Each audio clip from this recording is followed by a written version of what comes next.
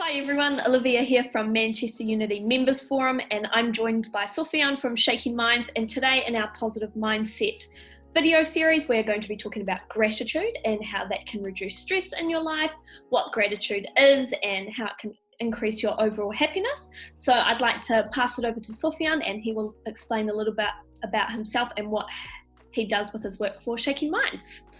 Thank you, Olivia. Welcome, everyone. So, as Olivia said, I'm running a company called Shaking Minds, and the idea behind Shaking Mind is to create a positive impact for people. So, my goal is to make your life happier, to empower you to be able to live a life you want, the life you're dreaming about. And so, through these videos, we're actually giving you a lot of different tips. Fantastic, thank you. So, let's start off with quite a simple question. What is gratitude?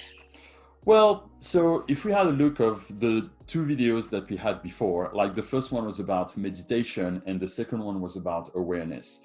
In the video regarding awareness, we talked about becoming aware of what motivates you, but also what triggers you. So being awareness, if we keep going in the same line as this, is to be able to start to recognize what we can be grateful for. So basically, we can always try to compare our life. For example, oh, I wish I had a bigger car, I wish I had a bigger house, or something like this. But if we keep comparing ourselves to others, we kind of forget what we already have. So the idea behind being grateful is the idea that we want to be able to enjoy what we have and acknowledging that what we have is already great. That's what being grateful is all about, as simple as this. Cool. Oh, so that's quite a succinct description of what it is. That's really nice. Thank you. And so, from a life coach's point of view, why do you think it's important to be grateful and practice gratitude in your life? So, like I just said, we had by being grateful, we want to acknowledge what we have. So basically, we want to be able to say, I have this, I don't need to chase for something else, right? So even if we call that the carrot, you always try to running after something and it gives you kind of a sense of purpose, you still want to be able to say, I want to enjoy what I have right now. I want to enjoy the amount of money that I have at that moment right here. So, or the house that I have, or such and such. So the importance of being grateful over the fact that it's going to release the stress, because if you're able to say, I'm happy with what I have right now and I don't need to run for something bigger than this, you actually dissociate yourself a little bit from that never stopping race that we're trying to have. And this will actually help the stress to drop. That's the first thing. The second thing that you do as well is basically you create a positive vibe in your brain. So there is lots of different research that shows that from a neuroscience perspective, there is the psychology of the yes. And the psychology of the yes is if you manage to get someone to say yes 3 times in a row, they will probably say yes to the next question that you will ask them. This is called the positive psychology. Basically, when you start being grateful, it turns to be the same. If you're able to be grateful for 3 things at least per day, then you're going to start to be able to see more things that you could be grateful for. So that's the reason why being grateful is an important exercise to do on a daily basis, because it will help you to see the positive that is in your life, the few things that we don't specially focus about it. And it's about creating this kind of nice chemistry in your brain to be able to have the positive mindset.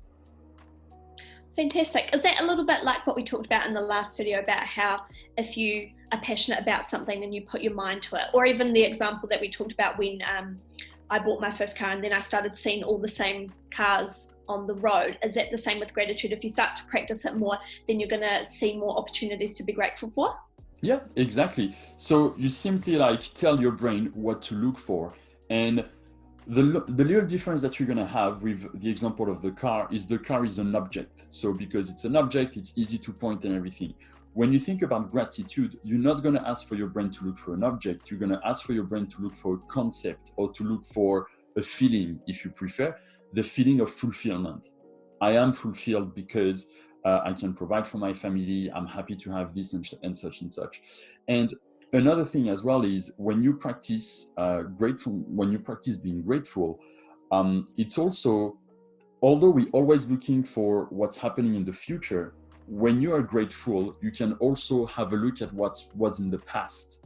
And it's true that most of the time, when you have a look at what was in the past and you have a look at what you have in the present, you can be grateful to say, over the last 10 years, over the last 5 years or 3 years, or even over the last 6 months, I am in a better position. I have grown up. I have learned more things. I've made more experience. I've made maybe more money. I grew up in my career or something like this. And so, because, and that's the thing we talked about in the first 2 videos, when you start doing something you're not good at, but the more you practice it, the better you become at it. So for me, fundamentally speaking, it is impossible for people, as they go through their days and their weeks, month and year, it's impossible for them to not evolve. It is literally impossible. It does not exist for me. So the only thing that could happen is people will decide to expose themselves to something new that they don't know. But even then, when people are telling me, I'm not agreeing with you, Sofian, I haven't made any progress over the last 5 years, I like to challenge them and say, tell me the new things that you've learned.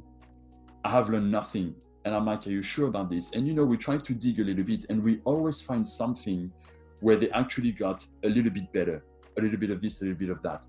And even though with the experience that they had over the last 5 years, they will tell me, oh, if I do this, I know that I shouldn't do that mistake again. So they always learned a lesson, and for this, they can be grateful.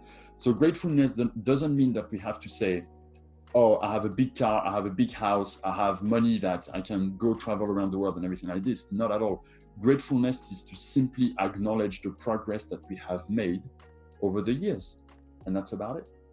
So rather than being grateful for the superficial things like the money and the car and the house, it's more the experiences and the things that have helped you grow as a person to express. And actually, it could be a bit of both. There's absolutely nothing wrong to be grateful for having a big house. There's nothing wrong to be grateful for having a lot of money in the bank account. I think it's quite nice, because at the end of the day, if you're able to have a big house and have lots of money on your account and have a big car, whatever you're dreaming of, or being able to travel around the world without being worried about money, it is because you put all the action necessary to reach that.